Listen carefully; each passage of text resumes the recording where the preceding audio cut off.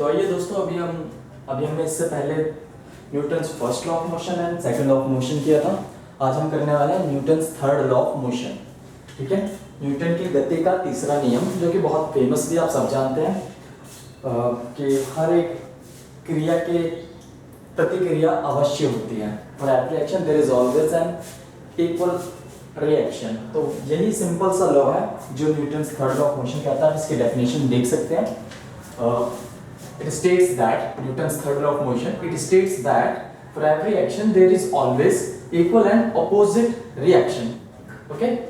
So for every action, there is always equal and opposite reaction. Simple law है। हर क्रिया का एक प्रतिक्रिया जरूर होती है। ठीक है, आप सिंपल आप भी देख सकते हैं, अपने पे अप्लाई भी कर सकते हैं।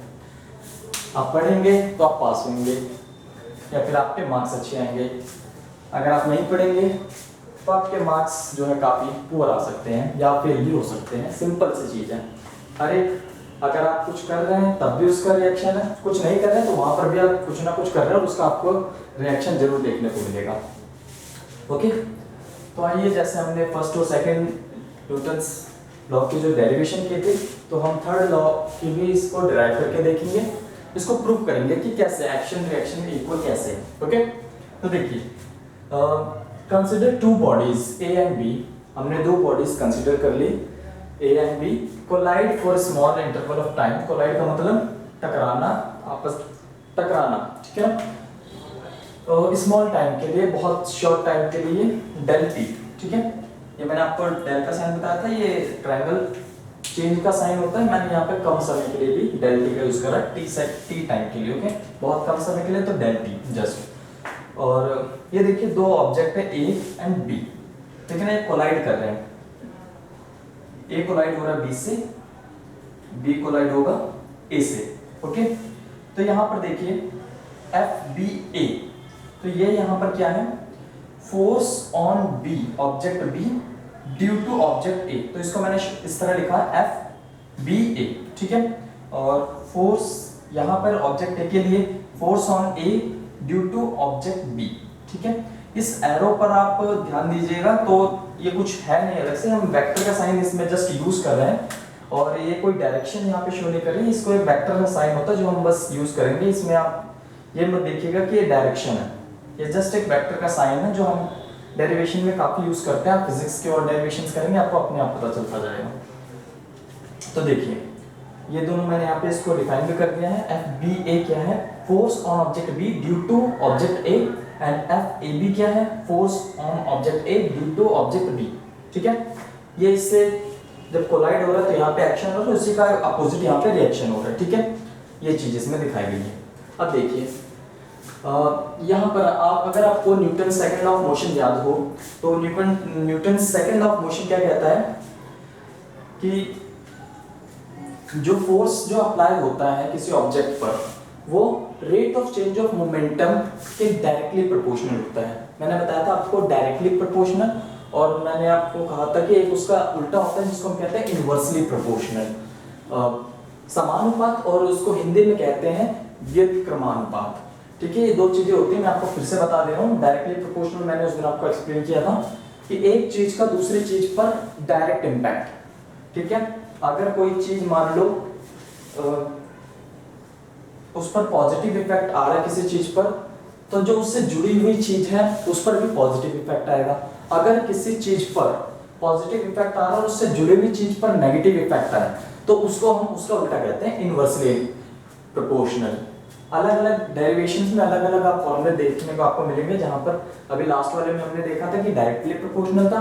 आप काफी डेरिवेशन सॉल्व करेंगे फिजिक्स सेक्शन में साइंस के, तो आपको ये डायरेक्टली प्रोपोर्शनल और इनवर्सली प्रोपोर्शनल, समानुपात और व्युत्क्रमानुपात आपको देखने को जरूर मिलेंगे। तो अगर आपको याद हो, वो लॉ कुछ इस तरह से था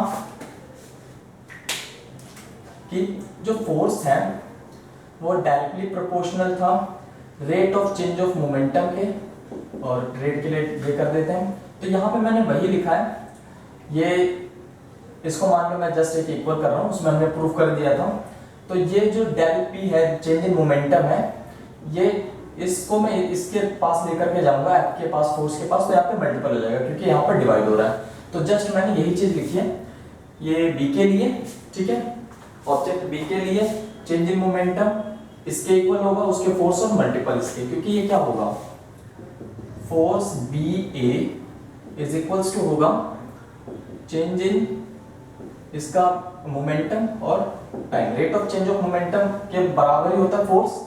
वो हमने प्रूव कर दिया था उसमें कि वो उसमें जो हमें कांस्टेंट मिलता है के, उसके एक्सपेरिमेंटल वैल्यू 1 ही होती है, तो हम इसको डायरेक्ट बराबर इसके लिख सकते हैं।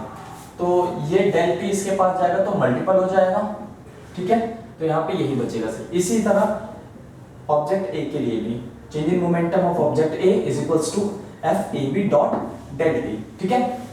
अब देखिए, since bodies are isolated so total change in momentum will be 0।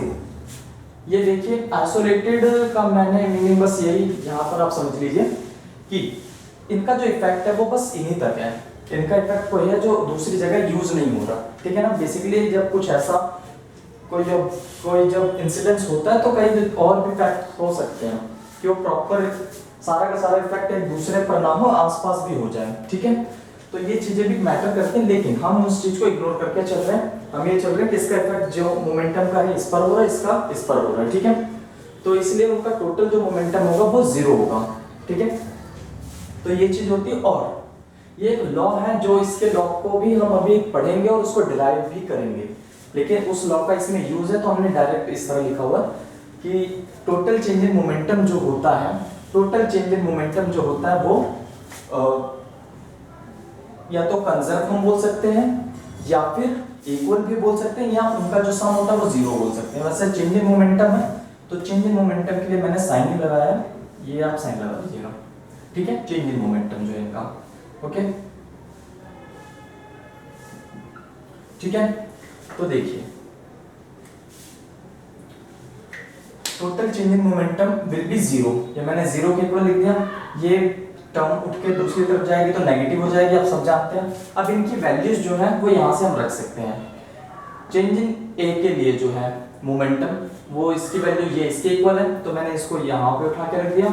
और सेम इसी तरह चेंज इन मोमेंटम बी के लिए जो था वो इस यहाँ पर रख दिया मैंने, ठीक है।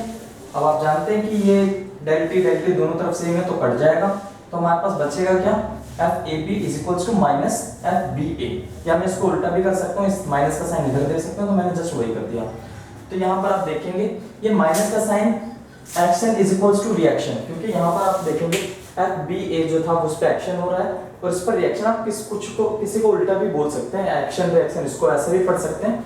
यहाँ पर हमने इसको एक्शन बोला था तो मैंने जस्ट इसका साइन चेंज करके इसको एक्शन बोल दिया, और यहाँ पर ए बी को रिएक्शन बोला हुआ था तो मैंने माइनस का साइन इसके पास दिया हुआ और रिएक्शन है। ये माइनस का साइन जस्ट ये दोनों इक्वल है। माइनस का साइन क्या इंडिकेट करता है कि ये एक्शन है तो ये रिएक्शन है। अगर मैंने इसको एक्शन बोला होता, सॉरी इसको एक्शन बोला होता तो ये रिएक्शन होता, ठीक है।